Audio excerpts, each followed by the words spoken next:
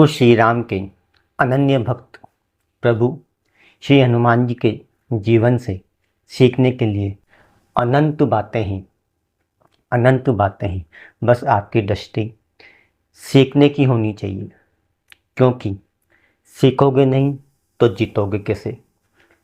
आइए चलते हैं, मैं आपके साथ अमित गौतम। सुंदरकांड का प्रारंभ होता है जब जामवंत जी हनुमान जी को उनकी शक्तियों का ध्यान कराते हैं, उनको अवगत कराते हैं, उनको उनसे मिलवाते हैं। ऐसा आप सबके जीवन में होना चाहिए। यदि ऐसा कोई साथी आपके साथ है, आपके पास है, तो उसका विशेष ध्यान रखना चाहिए, क्योंकि जीवन में ऐसे साथियों की बहुत आवश्यकता होती है जो आपकी छोटी छोटी शक्तियों को ढूंढ लें, पहचान लें और उनको बढ़ावा दें। तो आइए आगे चलते हैं। दूसरी बात आती है मेनाक। जब मेनाक हनुमान जी के लंका गमन के रास्ते में हनुमान जी को विश्राम करने के लिए कहता है या उनसे अनुनय विनय करता है, जल निधि रघुपति दूत बिचारी ते मेनाक होई श्रम हारी। तब हनुमान जी महाराज बड़े विनम्र स्वभाव से उन्हें स्पर्श करते हुए उनसे कहते हैं कि मैं राम काज के लिए जा रहा हूँ, मुझे कहाँ विश्राम। प्रभु काम काज कीने बिनु मोई कहाँ विश्राम।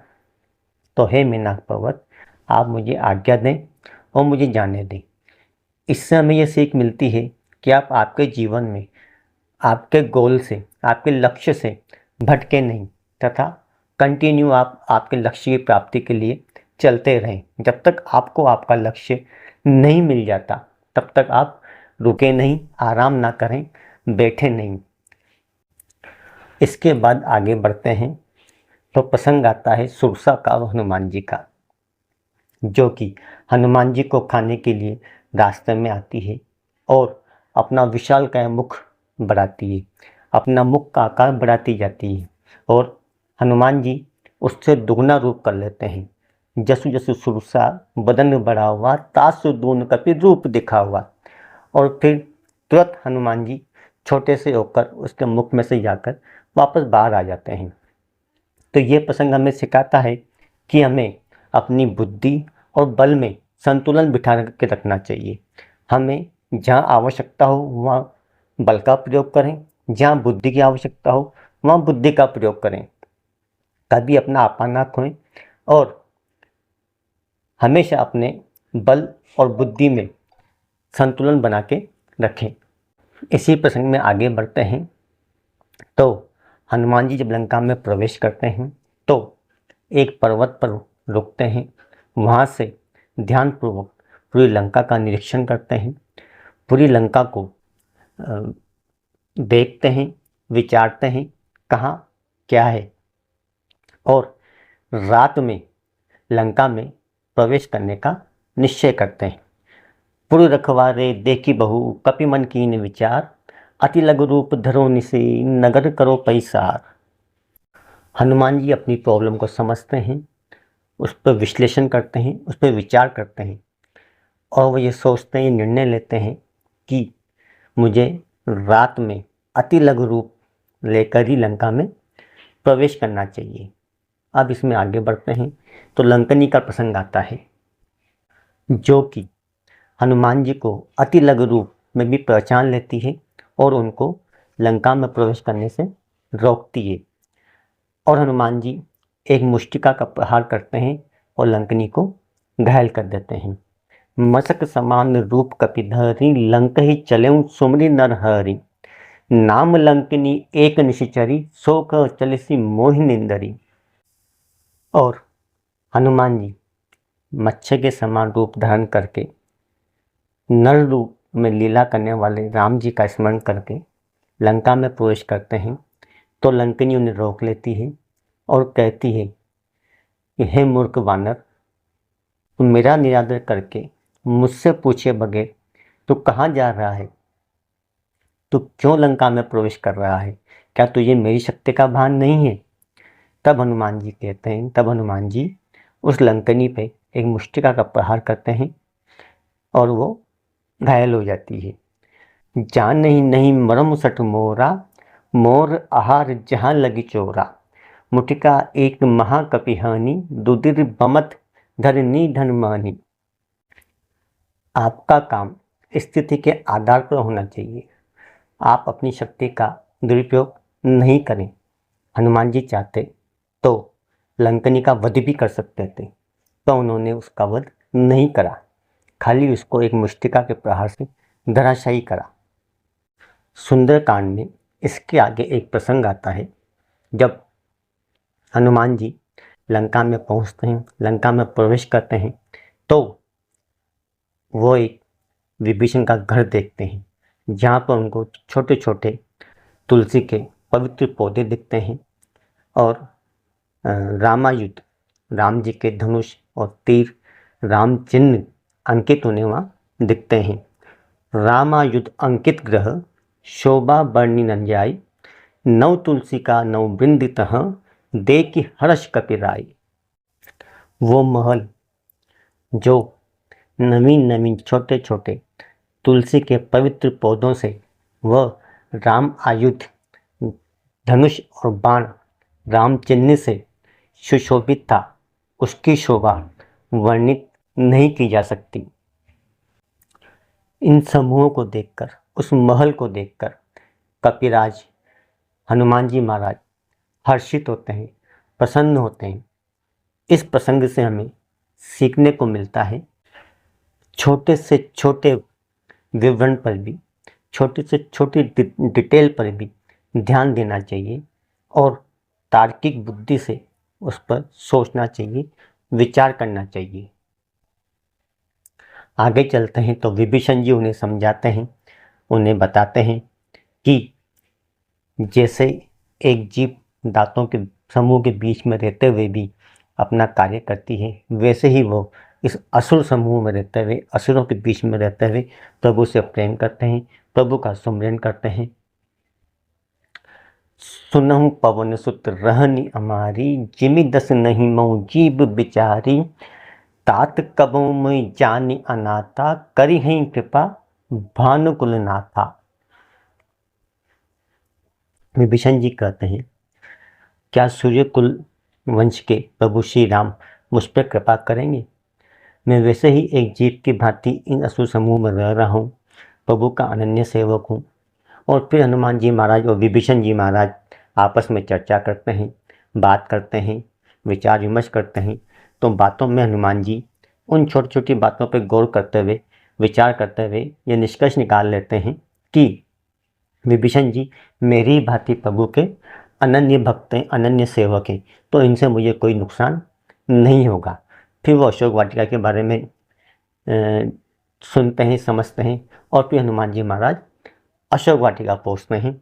तो फिर वहाँ एक प्रसंग आता है, अशोक वाटिका में पहुँचते हैं और वहाँ पर सारा निरीक्षण करते हैं, चारों तरफ देखते हैं, माता सीता के दर्शन करते हैं, सब पर विश्लेषण करते हैं, चिंतन और मनन करने के बाद एक वृक्ष पर जाकर बैठ जाते हैं और प्रभु श्री राम की स्तुति करते हैं। और स्तुति करने के बाद राम नाम अंकित मुद्रिका को माता सीता के समक्ष डाल देते हैं और फिर कपि करि हृदय विचार, दीन मुद्रिका डाली तब, जनु अशोक अंगार, दीन हर्षि उठि कर गए। इस प्रसंग से हमें यह सीखना है कि जब सामने वाला व्यक्ति मुसीबत में हो तो हमें तुरंत प्रभाव से किसी निष्कर्ष पर नहीं पहुंचना चाहिए। सामने वाले व्यक्ति की दृष्टिकोण से भी हमें सोचना चाहिए। जैसे कि हनुमान जी ने पहले राम जी की प्रार्थना करी, स्तुति करी और वहाँ का वातावरण सुखद बनाया, सीता जी के अनुकूल बनाया, क्योंकि सीता जी काफ़ी लंबे समय से राक्षसों के बीच में मध्य में रह रही थी। यदि हनुमान जी महाराज सीधे सीता जी के सामने प्रकट हो जाते या पहुंच जाते तो सीता जी उनको भी उन्हीं राक्षसों में से एक मान लेती और उन्हें स्वीकार नहीं करती या उन्हें अपने मन का भेद नहीं बताती। इसलिए हनुमान जी महाराज ने पहले राम जी की स्तुति करी, वहाँ का वातावरण अनुकूल बनाया और फिर अपनी राम नाम अंकित मुद्रिका सबूत के तौर पर माता सीता के सामने उन्होंने डाली।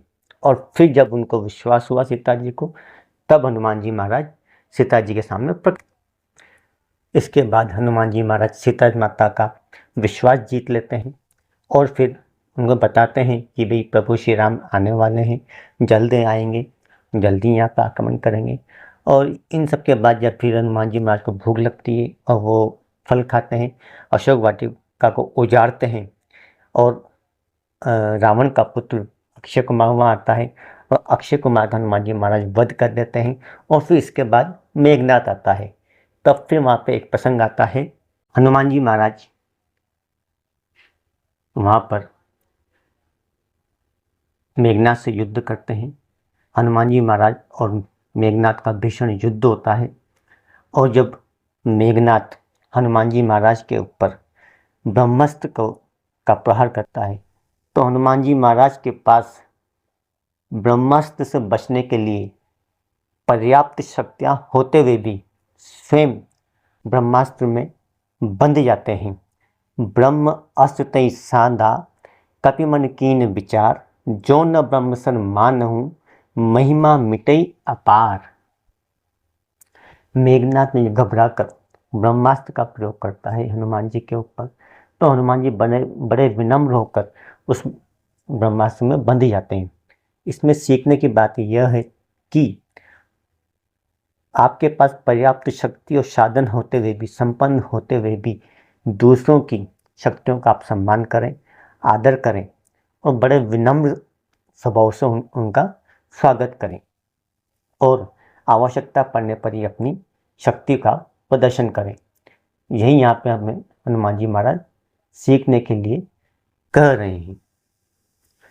इसमें आगे प्रसंग यह आता है कि मेघनाथ हनुमान जी को पकड़कर ब्रह्मास्त्र में बांधकर रावण की सभा में ले जाया जाता है और रावण प्रभु के अनन्य भक्त श्री हनुमान जी का अपमान करता है और उनकी पूंछ में आग लगाने की बात करता है कि पूंछ जब बांदर कहीं जाएगा तो सब इसका मजाक उड़ाएंगे, हंसी बनाएंगे, हंसी मजाक करेंगे, तब इसको समझ में आएगा कि यह कहाँ आया था। परंतु इसके विपरीत हनुमान जी महाराज ने अनाथ की तरह पूरे लंका को एक क्षण में जला दिया और केवल उस पूरी लंका में एक विभीषण का घर ही एकमात्र ऐसा था जिसको हनुमान जी ने नहीं जलाया। बाकी सारी लंका को अनाथ की भांति उन्होंने जलाकर विध्वंस कर डाला था।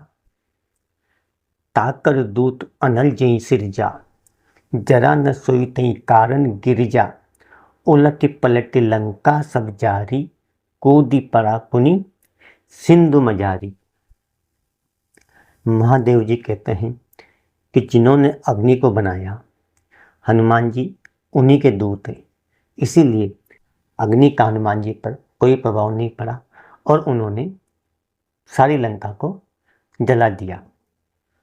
पूंछ बुझाई खोई सम, धरी लग रूप बहोर, जनक सुता के आगे ठाड़ भयंकर जोर।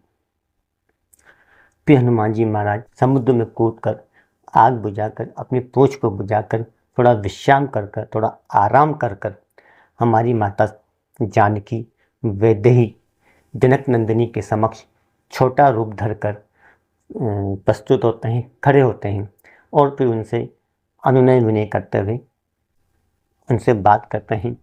मातु मोहि दीजे कछु चीना, जैसे रघुनायक मोहि दीना, चूड़ामणि उतारि तब दयहूँ, हर्ष समेत पवन सुत लयहूँ। और श्री हनुमान जी माता सीता से कहते हैं कि माता मुझे भी कोई पहचान के रूप में कोई चिन्ह दीजिए जैसे रघुनायक ने मुझे दिया था, ताकि मैं उसको ले जाकर प्रभु श्री राम को दिखा सकूं, उन्हें विश्वास दिला सकूं कि भाई मैं माता सीता से मिल आया हूं, उन्हें मैं देख आया हूं।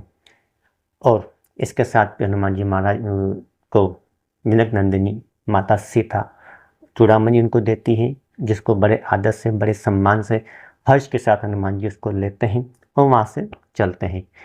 और इसके साथ ही जब वो चलते हैं तो जब हनुमान जी महाराज को ये ज्ञात था कि मुझे वहाँ जाना है, राम जी को सारी प्रसंग सुनाना है, तब वो पूरी लंका के अंदर जो भी महत्वपूर्ण स्थान थे वो सब उन्होंने जला कर भस्म कर दिए। पूरी लंका का मैप उन्होंने अपने दिमाग में फिक्स कर लिया कि युद्ध के अंदर कौन कौन से लंका के कमी वाले स्थान है जहाँ से हम राम जी आक्रमण कर सकते हैं, जहाँ से राम जी लंका को नुकसान पहुँचा सकते हैं। यह सब उन्होंने इस दौरान हनुमान जी महाराज ने सारा निरीक्षण करके रावण की बड़ी जन और धन से हानि करते हुए रावण को राम जी की शक्ति का परिचय कराते हुए वापस वहाँ से राम जी की तरफ रवाना होते हैं। अब हनुमान जी महाराज प्रभु श्री राम के समक्ष प्रस्तुत होते हैं, वहाँ पहुँचते हैं और हनुमान जी महाराज श्री राम को सारी लंका की व्यवस्था का भान कराते हैं और माता सीता द्वारा, माता जानकी द्वारा दी गई चूड़ामणि को राम भगवान को देते हैं। तो इस अनुकरणीय कार्य को करने के लिए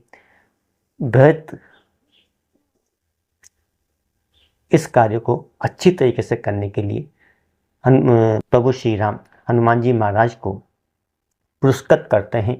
तो हनुमान जी महाराज वहाँ भी कहते हैं, हे प्रभु, इसमें मेरा कोई प्रभाव नहीं है, यह सब आपके चरण कमलों के प्रभाव से ही संपन्न हो पाया है, आपके आशीर्वाद से ही संपन्न हो पाया है। तो इसमें भी एक बात ये छुपी हुई है कि कभी भी अपने ऊपर श्रेय ना लें या ये कार्य मैंने करा ऐसा ना करें। कभी भी उस कार्य को करके उस कार्य का अभिमान या उसका सार अपने ऊपर अपने में लेने की इच्छा जागृत ना करें और हमेशा उस सर्वशक्तिमान ईश्वर के ऊपर आश्रित रहें। उस सर्वशक्तिमान ईश्वर पर आप विश्वास बनाए रखें और सदैव अपने कार्य करते रहें। जय श्री राम।